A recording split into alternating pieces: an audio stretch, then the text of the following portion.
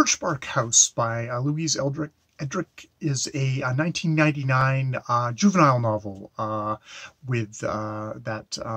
follows the family of a Makeways, a 11-year-old girl growing up in 1847 community, Ojibwe community, sort of around the area of kind of Lake Superior.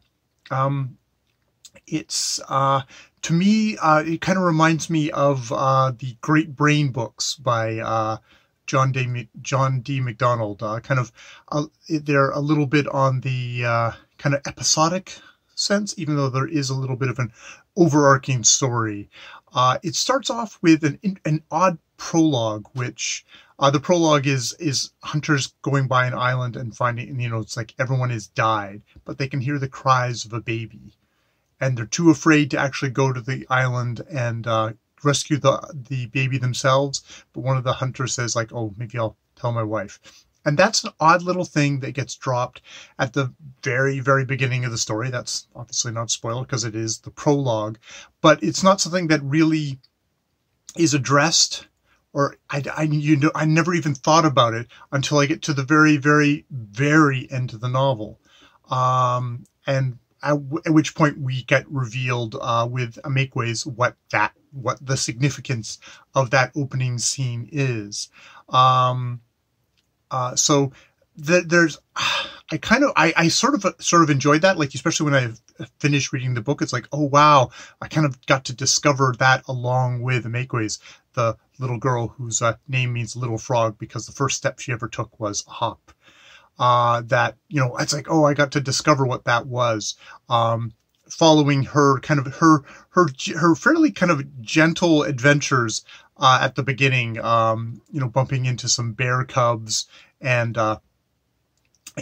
bumping into a mother bear and surviving that, and that being kind of part of the kind of very kind of vivid felt childhood of growing up in what's, obviously for someone like me, complete wilderness area, and all her interactions with her family.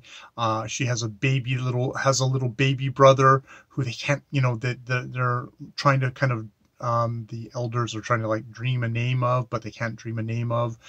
They've got her annoying younger brother, Little Pinch, who becomes Big Pinch over the course of the novel, who's just so annoying, and a kind of a snooty, beautiful older sister who she kind of hero worships.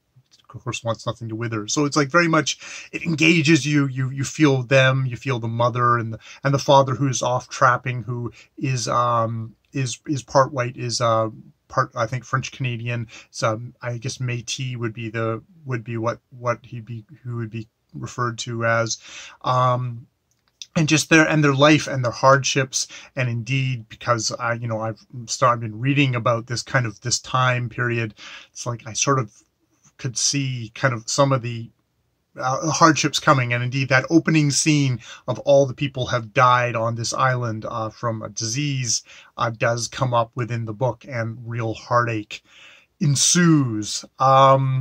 We also get very much kind of the spiritual life, the listening to the kind of voices in nature. There's implication that Makeways is sort of a special little girl, that she is, that those around her are kind of watching her, waiting to see, like, what is her path going to be. And indeed, as it develops through the novel, she kind of discovers her strengths and kind of the sort of the special things that she can bring to her community. But it is very much also in that kind of ethos of this isn't like she is the dramatically great one. It's like, no, this is like her part in this community, what special part, how she's going to support this community. And Louise Edrch, who is a Ojibwe herself, obviously is very well versed in the history of her people and how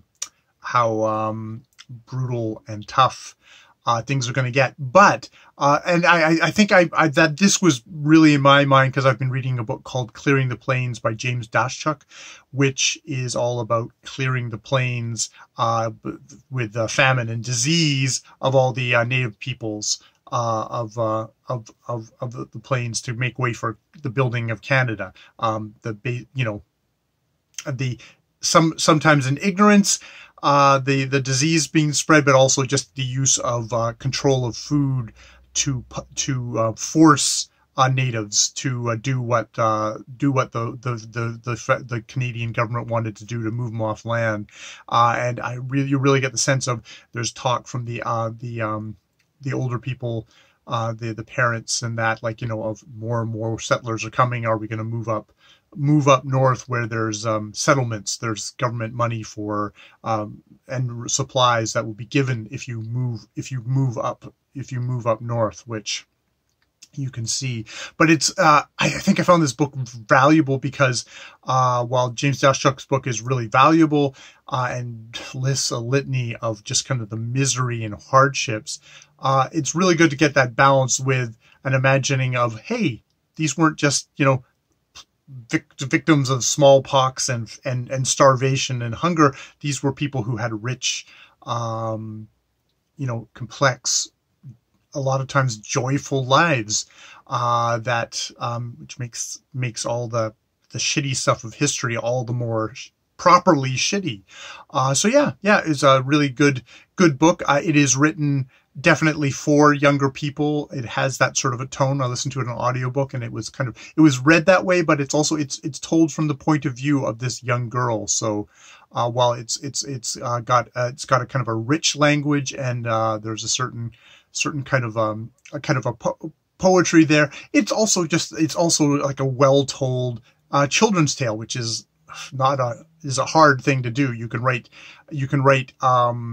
simple and it just be thudding, or you can write simply with kind of lucid kind of clarity, which is what I think Louise Edrch does. So I heartily recommend that, whether you're some 50-something old dude, or if you have some kids who want to read something that's got heartache in it, as well as just the kind of great joy, but also is kind of, it's kind of sharing with you what life might have been like at that time.